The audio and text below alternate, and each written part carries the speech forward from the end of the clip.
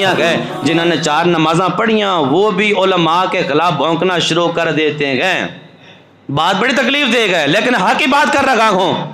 جنہوں نے 4 نمازیں پڑھی وہ بھی اپنی نمازوں پر اترانا شروع کر دیتے گئے. نہیں جیسے بہت بڑے نمازی ہیں علماء کے کرام کے خلاف وہ بھی بھونکنا شروع کر دیتے ہیں. اور ان بھونکنے والوں کے اور ان بک بک کرنے والوں کا معیار پتہ کیا ہوتا ہے ان کا کوئی معیار نہیں ہوتا. اب سارے بہت اچھے ہیں, حقیقت بات بہت اچھے گئے, لیکن میں ان کی بات کر رہا ہوں جو بک بک کرتے گئے جن کے نظر میں حقیقی علماء کرام کی عزت نہیں ہوتی, مقام نہیں ہوتا, چل بل کرتے رہتے گئے. کیا معیار ہوتا ہے؟ اپنے بچے کو جب سکول میں جا کے داخل کرواتے ہیں نا 10,000 فیس بھی دیتے گئے, اور دنیا پڑھانے والے کے سامنے 10,000 فیس دے کے زبان بھی ان کے بند ہوتی ہے, ہاتھ بھی بندے ہوتے گئے. میں نے کہا جو تیرے بچے کو دنیا پڑھائے, دنیا کمانا سکھائے, اس کو تو 10,000 فیس بھی دے, اس کے سامنے تیرے ہاتھ بھی بند جائیں, تیری زبان بھی گم ہو جائے. جو تیرے بچے کو دین بھی پڑھائے, جو تیرے بچے کو زمین سے اٹھا کر آسمان پر لے جائے, جو تیرے بچے کو اللہ کا خوف بھی سکھائے, جو تیرے بچے کو عشق مصطفیٰ بھی سکھائے, جو تیرے سے مطالبہ بھی رقم کا نہ کرے, جو تیرا ادب بھی سکھائے, ان کے خلاف تو بکواس کرتا گئے. ایسی بات نہیں چلے گی. علماء کرام کی محبت دل میں رکھیں گے تو بات بنے گی, دنیا بھی سنورے گی, آخرت بھی سنورے گی. اور اعلیٰ حضرت رحمت اللہ کے تعالیٰ فرماتے گئے جو علماء کرام کے ساتھ بک بک کرتے ہیں, بکواس کرتے گئے, اندیشہ ہے کہ ان کا خاتمہ کفر پر ہو. اندیشہ ہے جو علماء کرام کے خلاف باتیں کرتے گئے, اندیشہ ہے کہ ان کا خاتمہ کفر پر ہو. پھر کیوں ہم ایسی باتیں کریں, کیسے ایسی باتیں کیوں کریں جنہوں نے ہمیں اللہ کا راستہ بھی دکھایا, مصطفیٰ کا راستہ بھی دکھایا, اور ہمیں وہ راستہ دکھایا جو حق سچ کا راستہ ہے, اور وہ چیز پڑھائی جو حق سچ کی بات ہے. ان کے خلاف باتیں کریں, اور باتیں ہم وہاں کرتے گئے جہاں پر باتیں کرنا بنتی نہیں ہے, اور جہاں پہ بات کرنا بنتا نا ہماری وہاں پہ زبانیں بند ہو جاتی ہیں. ابوبکر صدیق کے خلاف لوگوں نے باتیں کی ہم بولے, عمر پاک کے خلاف لوگوں نے باتیں کی ہم بولے, عثمان غنی کے خلاف لوگوں نے باتیں کی ہم بولے, علی پاک کے خلاف لوگوں نے باتیں کی ہم بولے, امیر معاویہ کے خلاف لوگوں نے باتیں کی گئے. کیا ہماری زبان کھلی گئے؟ اور ابو سفیان کے بارے میں لوگوں نے باتیں کی, کیا ہماری زبان کھلی گئے؟ نواز شریف نے ختم نبوت پر ڈاکہ ڈالا, کیا ہماری زبان کھلی گئے؟ ہم نے کوئی آواز اٹھائی؟ عمران نیازی اپنے خطابات کے اندر مصطفیٰ کریم صلی اللہ علیہ وسلم کی ذات کے بارے میں ایسے جملے بول جاتا ہے جو حضور کے ناموس کے خلاف ہوتے گئے, حضور کی شان کے خلاف ہوتے گئے. کبھی ہماری زبان اس کے خلاف کھلی؟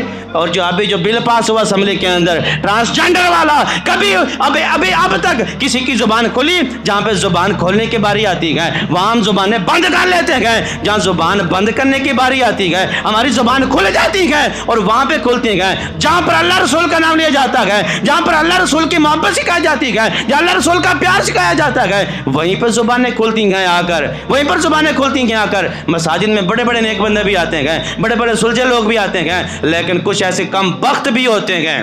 سیدھی سی بات ہے, کچھ ایسے کم بخت بھی ہوتے ہیں جن کو نہ مسجد کا تقدس کا خیال ہوتا ہے, اور نہ جس کے پیچھے نماز پڑھی اس کا خیال ہوتا ہے, نہ کسی حقیقی عالم کا خیال ہوتا ہے, نہ اس کا خیال ہوتا ہے جس نے اللہ کا خوف دیا, نہ اس کا خیال ہوتا ہے جس نے مصطفیٰ کا پیار دیا, نہ اس کا خیال ہوتا ہے جس نے اس کے بچوں کو قرآن پڑھایا.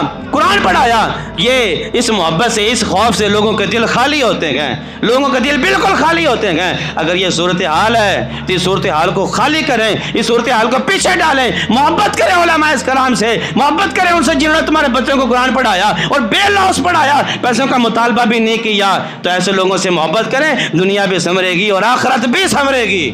حقیقت بات ہے, دنیا بھی سنور جائے گی, آخرت بھی سنور جائے گی. اگر ہم کہیں جی بک بک کریں گے تو دنیا سنور جائے گی, آخرت بھی سنور جائے گی, نہیں. رب دی لاٹھی بڑی بے آواز ہے, جدوں واجے گئی نا تو پکڑ پائے گئی, اور انا بادشاہ ربک لشدید کی جب پکڑ آ گئی, گرفت میں آ گئے, تو پھر کوئی بھی نہیں چھڑا سکتا. ابھی سانسوں کی مالا چل رہی ہے, ابھی کہ ہم خوف کر لیں اور ان سے محبت کریں جن سے محبت کرنے کا حکم رب نے دیا, جن سے محبت کرنے کا حکم مصطفیٰ نے دیا, ان سے محبت کر لیں. حقیقت بات ہے, حقیقت کہہ رہا ہوں, پھر دنیا بھی سنور جائے گی اور آخرت بھی سنور جائے گی. اور میں حقیقت بات کر رہا ہوں, جو مسجد میں ایسے کھچ کرتے ہیں نا, بک بک کرتے ہیں, ان کو آتا جاتا حقیقت بات ہے کچھ ہی نہیں ہے. حقیقت بات ہے کچھ بھی نہیں آتا, نہ ان کو دعائے قنوت آتی ہے, نہ ان کو نماز کی شرائط آتی ہے, نہ ان کو نماز کے واجبات آتے ہیں, اور نماز کی شرائط آتی ہے, نہ اسی کو فرائض آتے ہیں, ٹھیک ہے, نہ ان کو ایمان مفصل مجمل آتی ہے, نہ ان کو نماز جنازہ صحیح طریقے سے پڑھنی آتی ہے, نہ ان کو نابالغ بچے کو دعا آتی ہے.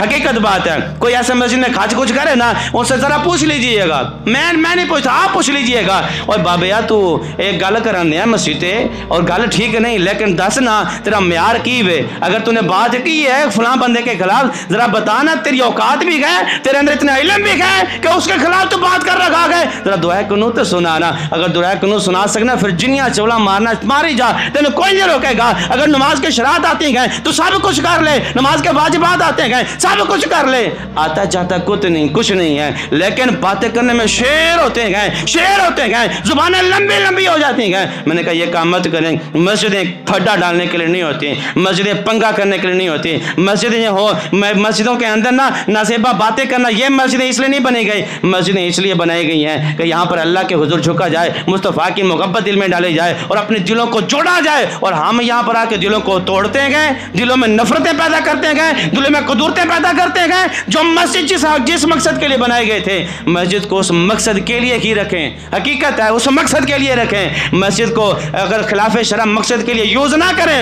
ہاں چدرا دکھانی ہے اور ٹھیکیداریاں دکھانی ہے, جو کچھ بھی کرنا ہے گلیوں میں کریں, بازاروں میں کریں, جہاں مرضی کرنا کریں, لیکن اللہ رسول کے گھر کے اندر یہ چیزیں زیبا نہیں ہیں, یہ چیزیں جائز نہیں ہیں. اللہ رسول کا گھر اللہ کو راضی کرنے کے لیے, مصطفیٰ کو راضی کرنے کے لیے گئے, دلوں کو صاف کرنے کے لیے, قدرتوں کو مٹانے کے لیے گئے. اگر اس گھر میں بھی آ کر ہم وہی چیزیں کریں جو بازاروں میں ہوتی ہیں, وہی چیزیں کریں جو محلوں میں ہوتی ہیں, پھر کیا فائدہ اللہ کے حضور سجدے کرنے کا, کیا فائدہ اللہ کے حضور سجدے کرنے کا. میں کہتا ہوں کہ جس طرح کی ہماری صورتحال ہے نا آج کل, ہم اللہ کے حضور نماز پڑھ کے اللہ پر احسان کرتے ہیں. صحیح بات ہے, اللہ پر احسان کرتا ہے. جو حقیقی بندہ ہوتا ہے نا, اللہ کا عاجز بندہ, کبھی وہ نماز پڑھ کے نماز میں پھڈا کرتا ہی نہیں ہے, مسجد میں پھڈا کرتے نہیں, اس کو پتہ ہے نماز رب دی پڑھی. اگر مسجد وچ اللہ دے رب دا میں تقدس اللہ دے گھر دا میں تقدس پمال کیتا نا, جڑی نماز پڑھی ہو سکتا رب میری اس نماز نے قبول ہی نہ کرے. جس کے دل میں خوف ہوتا ہے نا, وہ اللہ کے گھر کا تقدس پمال نہیں کرتا,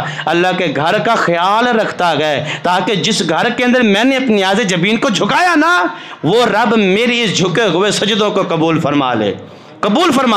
بس ایک بات ذہن نشین رکھ لیں کہ اللہ کا گھر ہے. جب ہم اپنے گھر کے اندر کسی کو انٹرفیئر نہیں نہ کرنے دیتے, اپنے گھر کے اندر کسی کو مداخلت نہیں کرنے دیتے, یہ اللہ کا گھر ہے. اگر اس گھر کے اندر بھی اگر ہم غیر شرعی طریقے سے مداخلت کریں گے تو ہو سکتا ہے کہ رب ہمیں اپنے گھر سے ہی نکال دے, اللہ کی بارگاہ میں دعا کیا کریں کہ مولا تو نے توفیق عطا فرمائی اپنی بارگاہ میں سجدہ کرنے کی, جو سجدے کی ہے ان سجدوں کو قبول بھی فرما لے, اور اپنے گھر کا جو تقدس ہے اس کا محافظ بھی بننے کی توفیق عطا فرما. پھر بات بنے گی, اللہ بھی راضی ہوگا, اللہ کا رسول بھی راضی ہوگا, اور علماء کرام سے محبت کریں. حقیقت بات ہے علماء کرام کل قیامت کے دیہاڑے سنا نہیں کہ اللہ رب العالمین نے کل قیامت کے دیہاڑے حقیقی علماء کرام کا مقام فرشتوں کے برابر کر دے گا. جیسے فرشتے شفاعت کریں گے ویسے ہی علماء بھی شفاعت کریں گے. اگر ہم چاہتے ہیں کہ شفاعت مل جائے کل قیامت کے دیہاڑے اور ان کے ساتھ جنت میں چلے جائے, کل حسد بھری نگاہوں کو ان کو دیکھتے نہ رہ جائیں کہ کاش ہم ان سے محبت کرتے, یہ بھی ہمیں جنت میں لے جاتے. یہ صورتحال کل کو نہ ہو, کل قیامت کے دیہاڑے